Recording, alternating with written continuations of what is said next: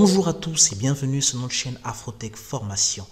Je suis heureux encore de vous revoir dans cette vidéo où nous allons parler des variables sur Microsoft Office Excel à partir du VBA. Si vous n'êtes pas encore abonné à la chaîne, vous pouvez vous abonner à la chaîne, activer la cloche notification pour ne rater aucune de nos vidéos. Et surtout, si vous ne comprenez pas jusque-là, posez-nous des questions en commentaire, je me ferai le plaisir de vous répondre. Alors, cette vidéo sera sectionnée en 4 parties différentes. La première, nous allons voir les variables, comme je l'ai dit. Et ensuite, nous allons passer à la déclaration des variables. Après, nous allons voir les opérateurs et enfin, les mots-clés. J'espère que ça va aller pour nous tous. Les variables dans les langages de programmation sont une notion qui n'est pas inconnue.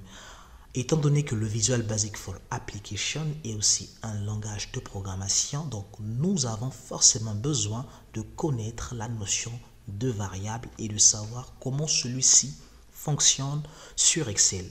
Parce que dans notre travail, dans nos travaux habituels, nous aurons besoin des variables, de déclarer des variables, de pouvoir les manipuler et les utiliser. Comprenez par variable un emplacement de stockage d'une information. Lorsqu'on vous parle de variable, pensez directement à un emplacement de stockage de l'information. Alors, une variable, c'est un nom qui va nous servir à manipuler des informations. Simplement, lorsque on aura besoin d'entrer des informations, ça peut être par exemple des nombres, des chaînes de caractères, des dates, et on aura besoin de les manipuler. Alors, pour pouvoir les manipuler de façon aisée, de façon simple, nous allons déclarer des variables et pouvoir donc manipuler facilement ces différents éléments. Voilà, donc la variable pointe vers un emplacement numéroté qui renferme les informations. Donc, lorsqu'on parle de variable, cette notion, elle est simple. Hein? N'essayez pas de prendre ça au terme vraiment magique, c'est tellement simple. Et sur le VBA, vous allez voir que déclarer une variable, c'est aussi simple que ça. Vous êtes tous avec moi ici sur le VBE. Nous allons voir ici, on vient cliquer ici, on ouvre un nouveau module. Eh bien, lorsqu'on ouvre un nouveau module ici, vous avez quelque chose que vous voyez ici. Eh bien, vous avez option explicite. Je vous explique déjà c'est quoi option explicite.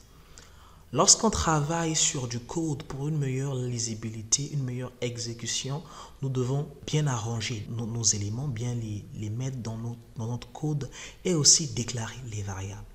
Alors, on peut ou ne pas déclarer certaines variables. Là, ici, avec le VBA, ça prend, il n'y a pas de problème, ça marche. Mais nous avons souvent un problème, c'est que l'exécution n'est pas aussi facile lorsqu'on n'a pas déclaré les variables.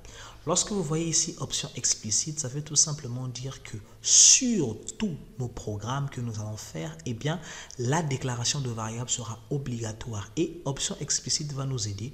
Si nous manipulons une variable que nous n'avons pas déclarée, il va nous rappeler en nous disant que non, la variable saisie, elle n'existe pas, tu ne l'as pas déclarée bien avant.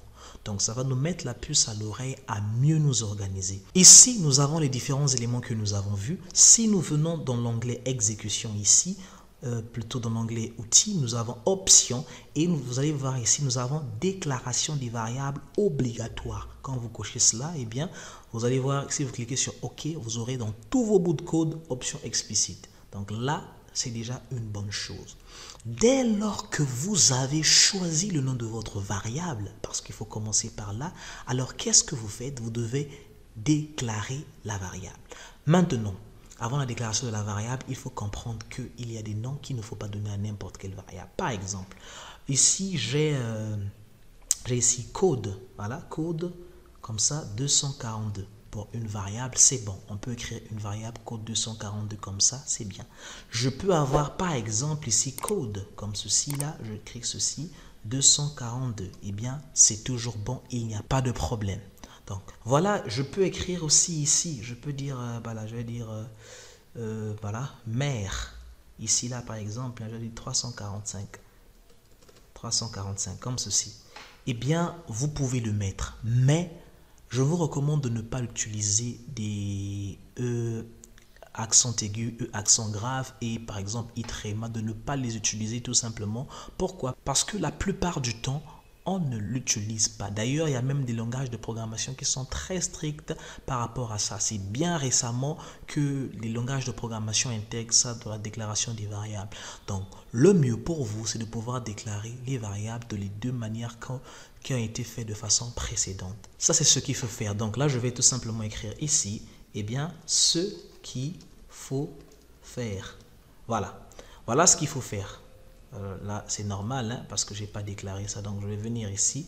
Je vais mettre ceci là pour que ce soit un commentaire. Alors, ce qu'il ne faut pas faire,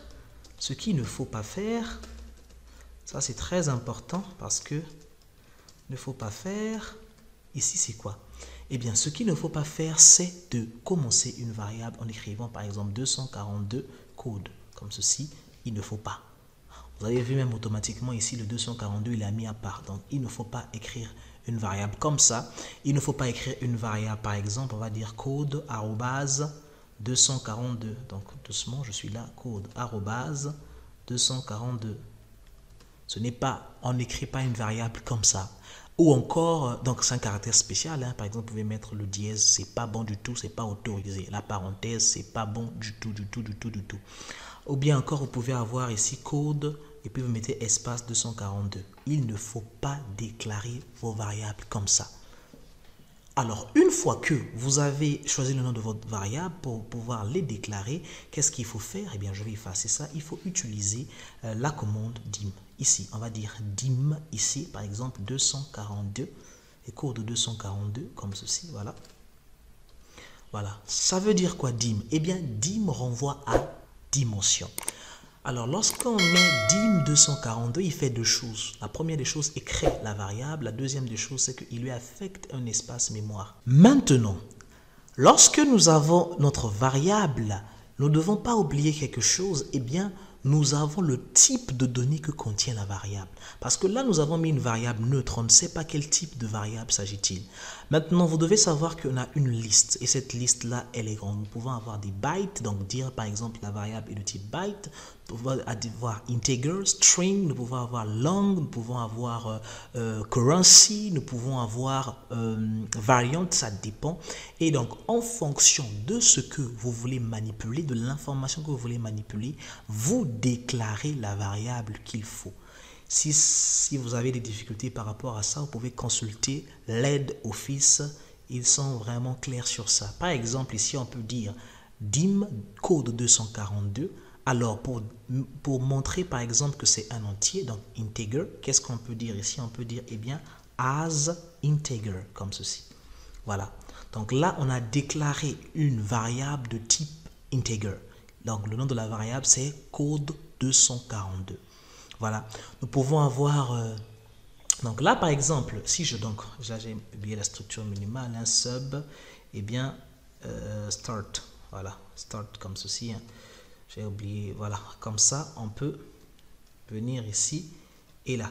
Voilà. Donc, vous allez voir ici, ou bien, vous pouvez mettre à part integer, vous pouvez mettre par exemple as double. Donc, ça va dépendre. Maintenant, vous devez savoir avec quel type de données vous devez travailler parce que il y a de ces projets qui ne marcheront pas avec telle ou telle donnée.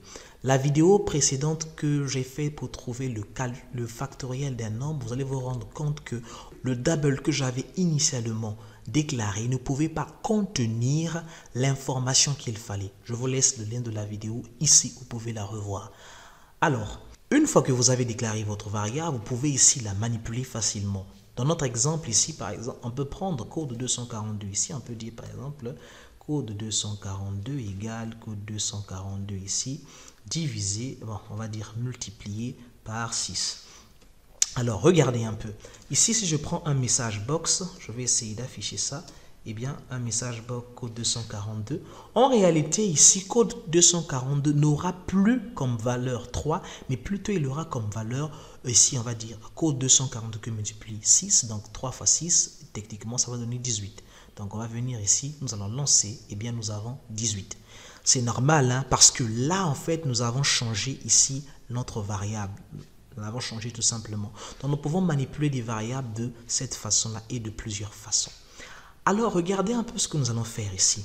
Nous allons déclarer une variable de type string et nous allons mettre ici une valeur. On va mettre par exemple 3. On va voir est-ce que ça va marcher.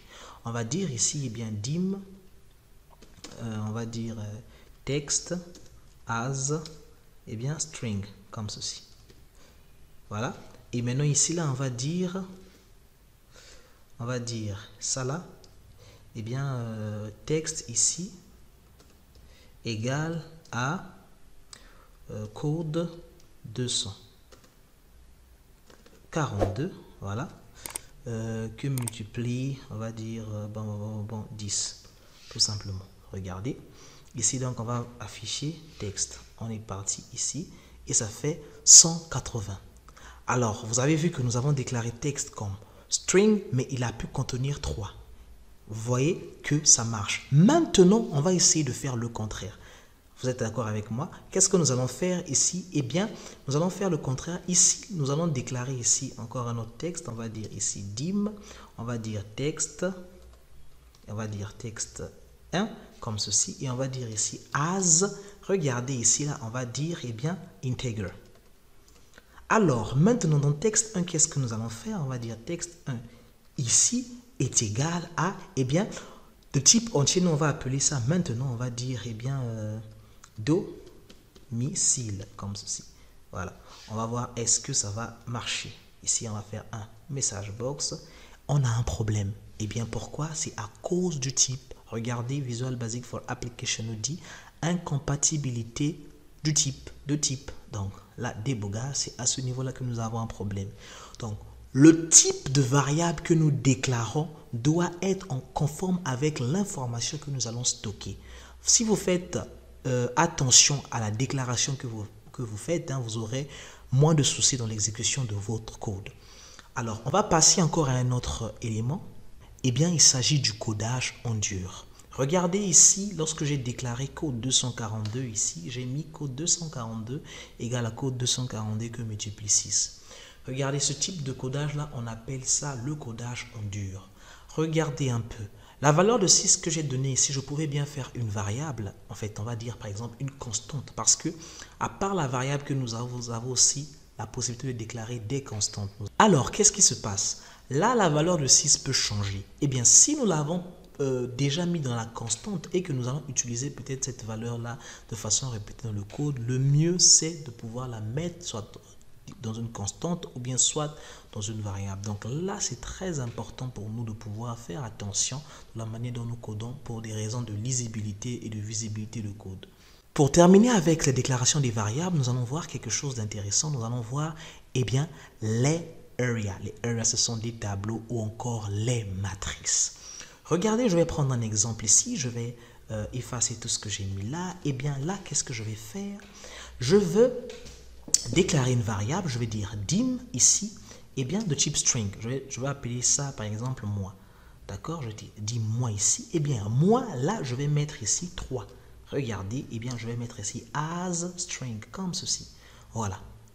Alors, regardez, le fait que je puisse écrire cette variable-là de cette façon-là, c'est-à-dire moi entre parenthèses 3, eh bien, ça devient une matrice. Une matrice ici, donc ça veut dire que ici, il y aura 3 éléments. Regardez à présent, maintenant, quand je vais maintenant initialiser ma matrice, qu'est-ce que je vais avoir? Eh bien, j'aurai pour premier élément, moi, ici, moi, 0. Par exemple, que je vais mettre ici, eh bien, je vais dire c'est égal à janvier. On met ça entre griffes, c'est tout simplement parce que c'est des chaînes de caractères. Moi, ici, 1. Alors, on va dire ici égal à février. Voilà, février. Et enfin, on va dire ici mois 3 ici. Eh bien, on va dire égal à, eh bien, mars, comme ceci. Voilà un peu ce que nous avons. Alors, dans cette variable que nous avons ici, qu'est-ce que ça fait? Eh bien, cette variable est de type matrice. C'est une matrice. Donc, il peut avoir les 3 éléments ici. Et donc, vous allez voir, généralement, lorsqu'on va avancer, nous allons beaucoup utiliser ici les matrices. Hein. Donc, par exemple, ici, message box, on va dire message box, eh bien, on va prendre moi, eh bien, on va dire ici 3, comme ceci. Hein. Voilà, on va voir un peu afficher ça, comment ça va donner. Bien, nous sommes là, ça fait Mars. Et vous avez vu que le troisième élément, ça fait bien Mars. Alors, vous avez maintenant la possibilité aussi, lorsqu'on ne connaît pas d'avance le nombre d'éléments que va comporter notre matrice, qu'est-ce qu'on va faire? À l'initialisation, nous allons mettre ici, je vais peut-être recommencer en bas ici, je vais mettre sub, je vais appeler ça matrice, comme ceci. Et bien là, maintenant, qu'est-ce que je vais faire? Je vais faire ici dim. Alors, je vais faire dim ici, moi, voilà, je fais ceci, comme ça, as string, comme ceci. Eh bien là, je ne connais pas la taille de ma matrice. Donc, je vais laisser ça comme ceci. Mais lorsque je vais avancer, eh bien, je vais pouvoir redonner une taille à ma matrice. Alors, par exemple, ici, ce que je peux faire, supposons que nous avons des éléments. Donc, je vais revenir ici. Je vais essayer de mettre des éléments là. Je vais prendre un élément. Eh bien, bon, voilà. Je vais essayer de le ramener jusqu'ici. Juste pour voir les éléments que j'ai, je vais incrémenter une série. Voilà, là j'ai 9 éléments, là j'ai 10 éléments ici. Alors je vais revenir ici, je vais revenir là, au niveau de Visual Basic for Application. Ce que je vais faire, eh bien je vais dire, je vais définir un M, je vais dire dim n as integer, comme ceci. Et bien je vais dire n, je vais compter les nombres d'éléments qui se trouvent en fait ici. D'accord, dans la colonne A ici. Donc je vais dire ici n égale à worksheet function, d'accord, à worksheet function, voilà, point counter, d'accord, count, voilà, count et comme ceci là, et bien là, j'ai, puisque c'est la colonne, c'est la colonne, voilà, et là je vais dire, bon, je vais faire 1 comme ceci, voilà, doucement, là c'est n, n, comme ceci, voilà. Alors là, on va voir ce que donne n. Voilà, donc je peux ici prendre un message box, ici, on va afficher n. Oups, je suis là. Je vais ici, voilà, on va voir ce que ça donne. On va compter doucement, count et bien colonnes comme ça, 1, voilà. Alors là, on va voir ce que ça donne. Eh bien, ça donne 10, ça fait 10 éléments. Alors là, comme j'ai 10 éléments ici, eh bien, ce que moi je vais faire, je vais redimensionner en fait ici moi, le vecteur moi ici. Donc, qu'est-ce que je peux faire? Je peux venir ici, je vais dire ici, eh bien, redeem, d'accord? Redeem ici, là, qu'est-ce que je vais faire? Je vais faire moi ici, eh bien, moi n, comme ceci, as integer, voilà. Et ainsi de suite. Donc là, maintenant, par exemple, je peux prendre ici, je vais prendre un exemple, on va prendre moi 4, vu qu'il a 10 éléments, on va dire ici, eh bien, c'est avril. Voilà, moi 4, c'est avril, et maintenant là, on peut avoir, eh bien, il va m'afficher ici, moi 4.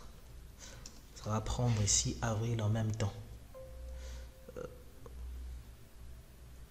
Voilà l'erreur que j'ai fait, c'était pas as integer, c'est as string. Je dois conserver le même type de données que j'ai fait ici. Donc là, ça doit me donner avril, forcément. Voilà un peu ce qu'il s'agit donc des matrices.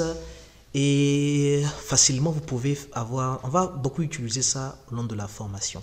Alors, nous allons déjà arriver vers les 2 derniers éléments. Les opérateurs. Alors, les opérateurs, nous l'avons déjà vu sur Excel. Si vous n'avez pas encore vu ça, je vous laisse ici le lien. Vous allez voir ça, les différents opérateurs que nous avons sur Microsoft Office Excel. Nous avons les opérateurs arithmétiques, les opérateurs de comparaison, les opérateurs logiques, les opérateurs de concaténation. Alors, tous ces opérateurs-là vont pouvoir nous aider à utiliser efficacement le VBA. Alors, il faut que vous puissiez connaître à quoi sert chaque opérateur. Je vais vous mettre une liste dans la description où vous allez voir les différents types de variables, les différents types d'opérateurs que vous pouvez utiliser. Par exemple, comme opérateur, vous avez le signe ici supérieur ou bien le signe, voilà, c'est normal que ça ne marche pas. Voilà, je vais mettre ça comme ceci. Supérieur, vous avez ici le signe inférieur, vous avez ici égal, vous avez addition, vous avez la multiplication, vous avez la division, vous avez ici... voilà, vous avez les différents opérateurs que vous avez. Vous avez les opérateurs de concaténation, par exemple, ici vous avez Ceci-là, le est commercial, opérateur de concaténation. Et vous avez les opérateurs logiques, les ou, les et tous ces éléments-là vont nous servir pour pouvoir donc mieux travailler. Je vais terminer cette vidéo avec les mots-clés. Je vous ai parlé tout à l'heure des différentes variables que nous avons, les différents types de données. Je vous ai parlé des noms de variables. Eh bien, on ne peut pas déclarer les variables avec n'importe quel nom. Il y a des mots réservés, des mots qu'on ne peut pas utiliser. Par exemple, je ne peux pas déclarer une variable qui s'appelle dim as integer, ça ne marche pas. On peut essayer hein, si vous voulez. On est ici, on va dire par exemple dim, eh bien dim, comme ça, hein, dim, attendez, dim as integer, voilà. Ça ne marche pas, il y a erreur, c'est normal, on ne peut pas déclarer dim, d'accord? Ici, là, par exemple, hein, on va dire ici, dim sub as integer, ça ne marche pas. Donc, vous avez toute une liste qui est là pour vous dire les mots réservés qu'on ne peut pas utiliser. Je vais vous citer quelques-uns. And, exit, option, any, false, do, me, each, new, type of. Tout ça là, ce sont des mots réservés. Donc, vous ne pouvez pas les utiliser. Call, vous ne pouvez pas. Private, sub, on ne peut pas les utiliser. And if, ce sont des mots. Donc, lorsque vous déclarez des variables, n'essayez même pas de pouvoir prendre ce genre de mots pour le faire. Donc, à part ça, vous avez aussi donc des mots-clés particuliers. Par exemple, les as, len, private, les empty, les errors, les false. Ce sont des mots aussi que vous ne pouvez pas utiliser comme dans le nom de vos variables. Donc, il faut faire très attention lorsque vous déclarez vos variables, donc d'utiliser les noms facilement que vous pouvez créer en fonction de vos projets hein, et n'utilisez pas des mots réservés ou encore des mots-clés. Voilà, j'espère que vous avez compris jusque-là. Alors, jusqu'à présent, nous avons vu comment les variables, c'est quoi une variable? Nous avons vu comment déclarer une variable, nous avons vu les types de variables, nous sommes partis en profondeur jusqu'à voir les tableaux et j'espère que jusque-là, vous n'avez pas de difficultés. Si vous en avez, faites-moi savoir en commentaire. J'ai pris le temps pour pouvoir faire cette vidéo, pour essayer un peu de lever cette ombre-là, ce doute que vous avez lorsqu'il s'agit des variables en VBA. La prochaine vidéo, elle viendra encore pour terminer la première série de cette formation et nous allons voir ensemble comment dépanner un code avec la technique de débogage. J'espère que vous allez encore être richement enseigné dans cette prochaine formation. N'oubliez pas, likez, partagez la vidéo autour de vous et dites-moi si cette vidéo vous a servi de beaucoup. J'attends vos commentaires et participez. Je vous rappelle que le livre 100 exercices sur Microsoft Office Excel est déjà disponible et je vous laisse le lien ici. Vous pouvez le télécharger. Je vous dis à très bientôt sur Afrotech Formation. Merci.